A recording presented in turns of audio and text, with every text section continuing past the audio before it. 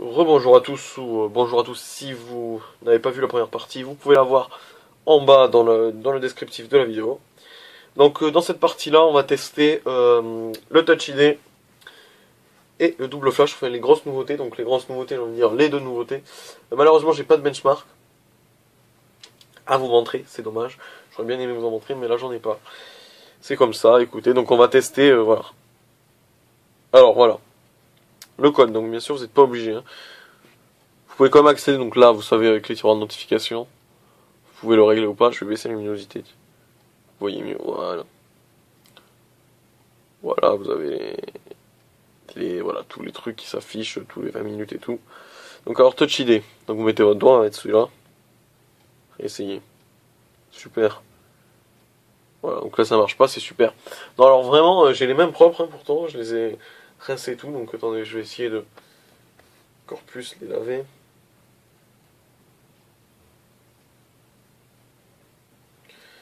Alors c'est le capteur, moi c'est vraiment pas top, hein. Moi j'aime pas vraiment trop ce capteur, qui marche vraiment très moyen.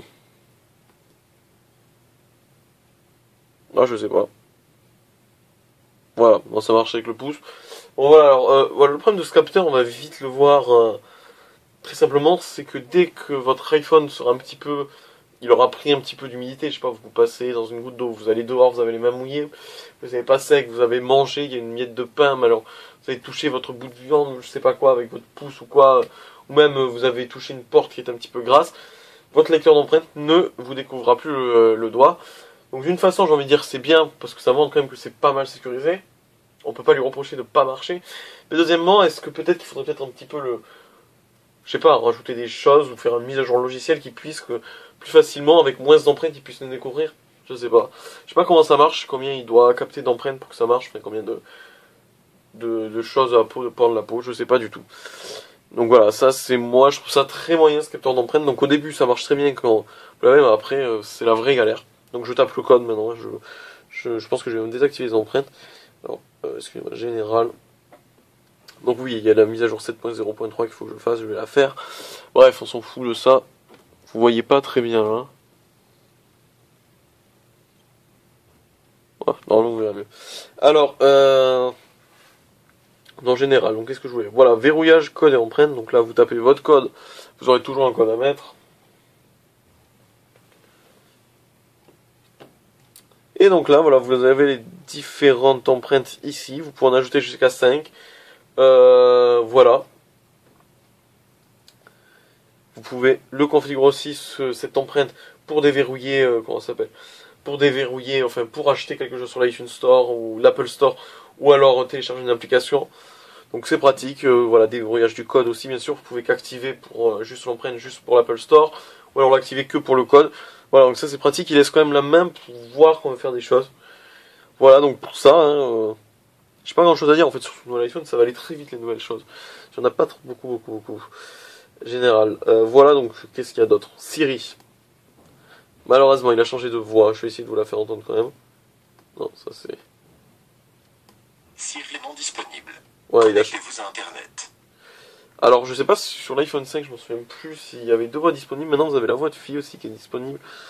Je vais vous la montrer ici. Voix. Femme. Siri non disponible. Connectez-vous à Internet. Des nouvelles voix qui sont quand même pas mal. On va mettre l'homme, parce que je préfère l'homme. Des voix quand même qui sont pas mal. Enfin, qui sont mieux, on voit que c'est plus naturel qu'avant. Mais j'aimais bien la voix de Siri quand même, qui a fait sa réputation quand même. Donc je trouve ça dommage qu'ils ne nous laissent pas le choix de laisser l'ancienne voix. Bon après c'est vraiment comme minuscule détail.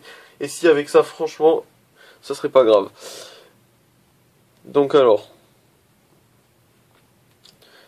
oh là, il y a plein... Vous avez le ralenti. Donc vous filmez en 120 fps. Donc c'est vachement bien, vous pouvez filmer en 120 fps. Filmer en ralenti.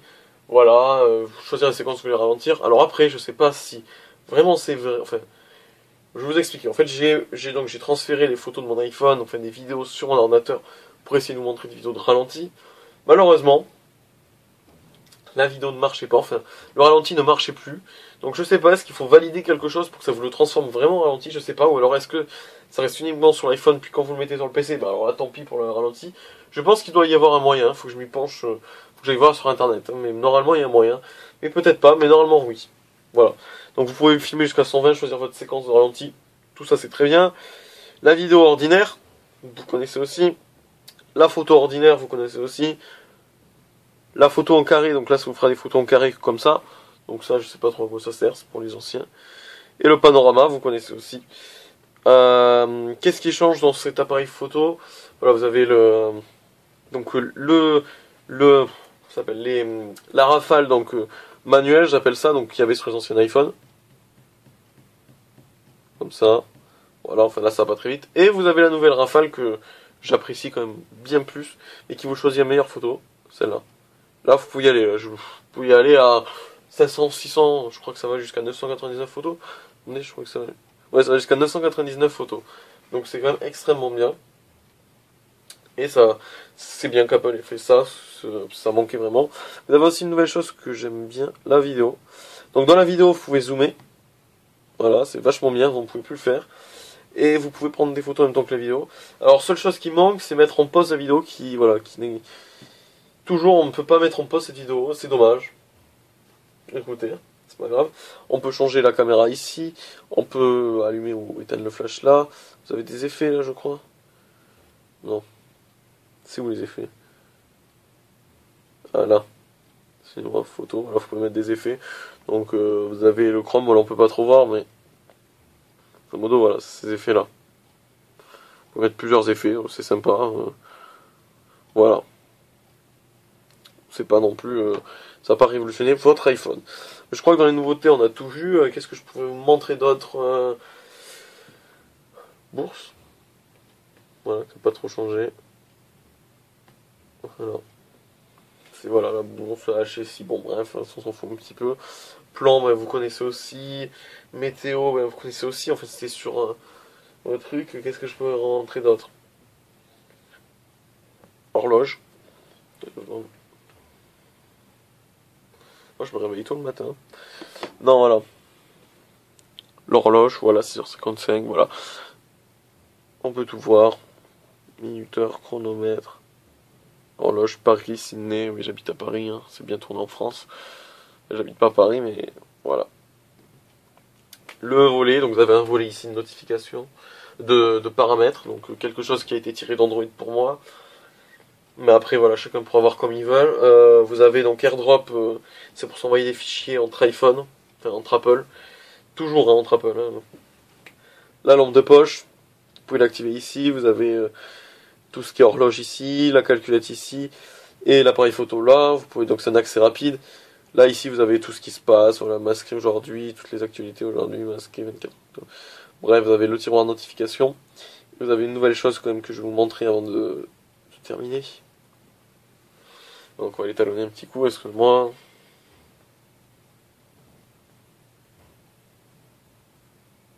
Voilà, maintenant vous allez étalonner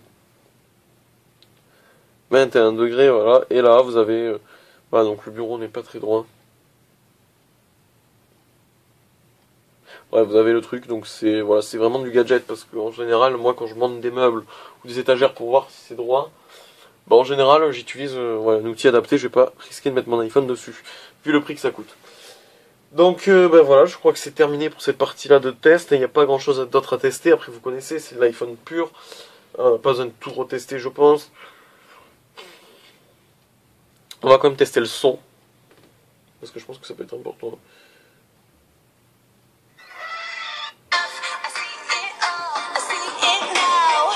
Voilà.